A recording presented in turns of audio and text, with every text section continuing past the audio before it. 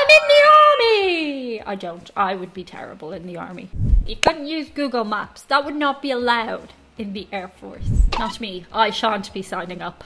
So today we're going to check out a video that tells us things that we all get wrong about the US military. Maybe not you. Maybe you were in the US military, so you know these things already. But us normal people, we get these things wrong. We watch too many darn movies, those stupid kids. I definitely watch too many movies. But you know, could be worse. Before I get into the video, I'm going to set you a wee challenge. Click comment and then do this.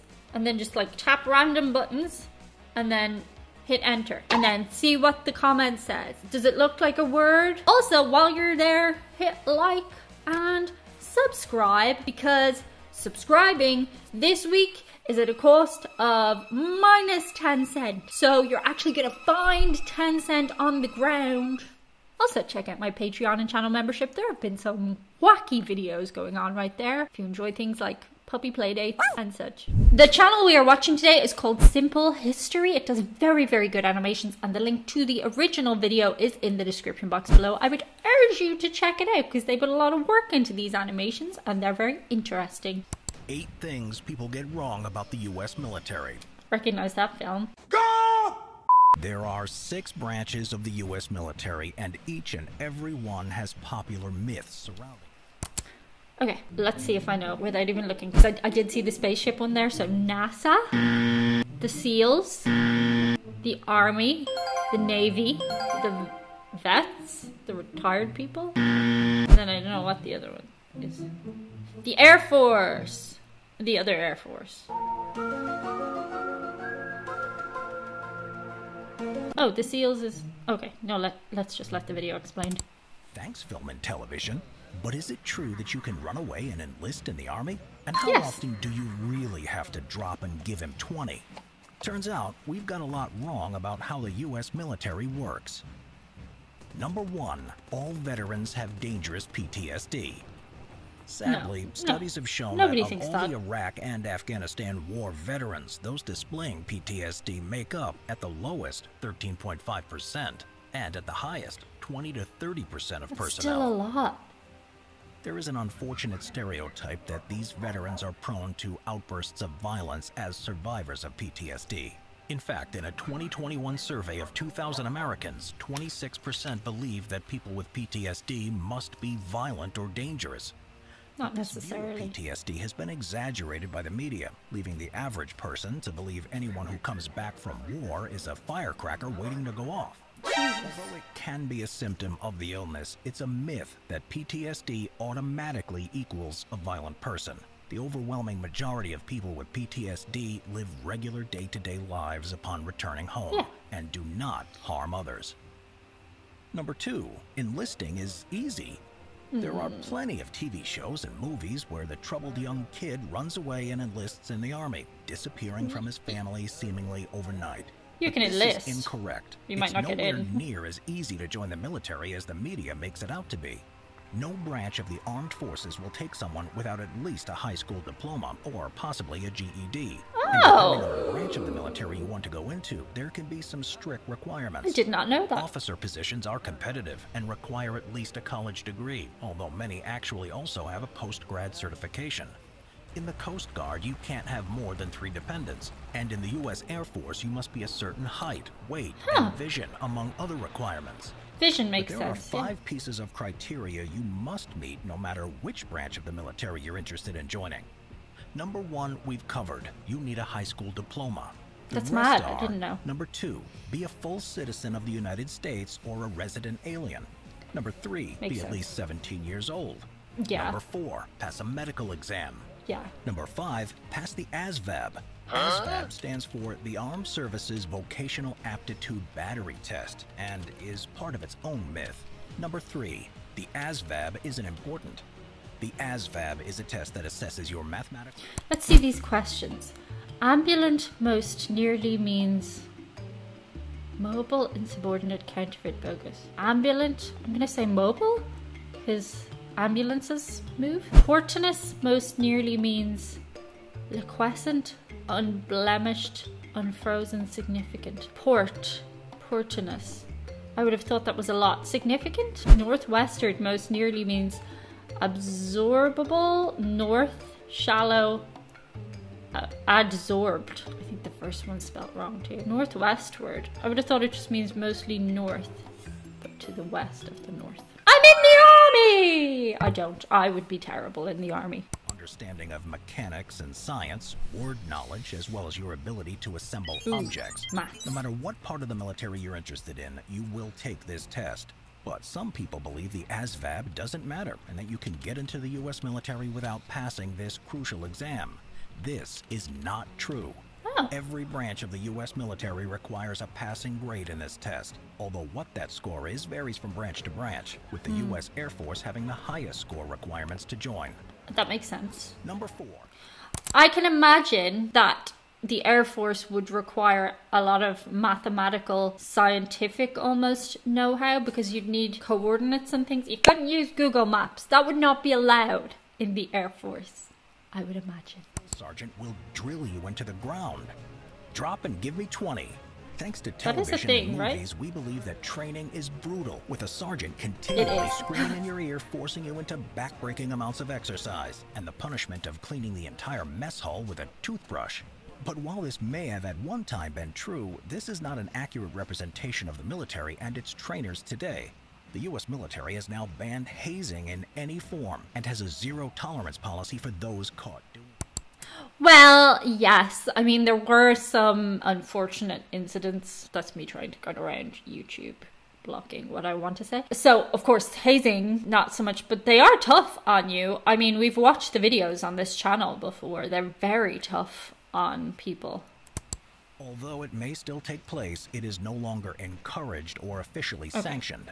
Okay. Instead, the U.S. Army calls it Wow, fundamentally in looks just like opposition the to film. military values, and drill instructors can no longer treat recruits however they may like. Under the Uniform Code of Military Justice, they state, derogatory terms, excessive physical activities, and any abusive or violent contact are now forbidden, and those caught can face severe punishment. Good.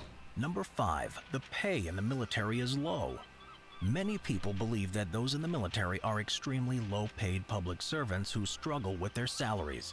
But like any other job or industry, pay can vary dramatically in the U.S. military. The base pay for new Army recruits who have been in service for under 2 years is lower at $21,999. $21,999. Okay, converting that to euro, which euro and dollar are very similar right now. That's like, that makes sense. I mean, unless you were unfortunate enough to get caught up in like a very serious war, that makes sense as a starting salary. This increases with length of service. 4-star generals who have been in the military for 20 plus years are able to earn a much larger $203,698 per year. And depending on the state and military branch, they may also only be taxed on their base pay, with all extra income their own to keep. Plus, those in the Army are able to stretch their pay further than other professions with additional compensation and benefits, such as providing bonuses for food, health, housing, higher education, as well as being given 30 annual vacation days. Army service can help soldiers pay for college with the post-9/11 GI Bill program, for example, providing steep discounts on tuition, as well as bonuses for accommodation and books. Depending on the length of service, the program can cover some or even all of one's public college fees, and for private and foreign college tuition, up to $25,000 annually. Number 6, everyone in the military has seen active combat. With troops fighting in the Middle East and stories of active combat on the news, many people believe that everyone in the military goes to war. But the U.S. military is a huge operation, and there are plenty of career paths and roles that have nothing to do with fighting overseas. For example, you could become a programmer, administrator, civil engineer, or psychiatrist, among many other options. And the newest branch of the U.S. military has nothing at all to do with combat. Called the U.S. Space Force, it was established in 2019 as the world's only independent space force. Is that not a contradiction? The U.S. Space Force, an independent space force? Is dealing with the aliens, if they ever beam down. They have already. Is where socioeconomically disadvantaged people turn. Across the US, there are many people who believe that the Army is usually somewhere people with few options for jobs or money turn. It's believed to be a main choice for socioeconomically disadvantaged individuals in search of a better life. But the actual makeup of the military does not match this belief.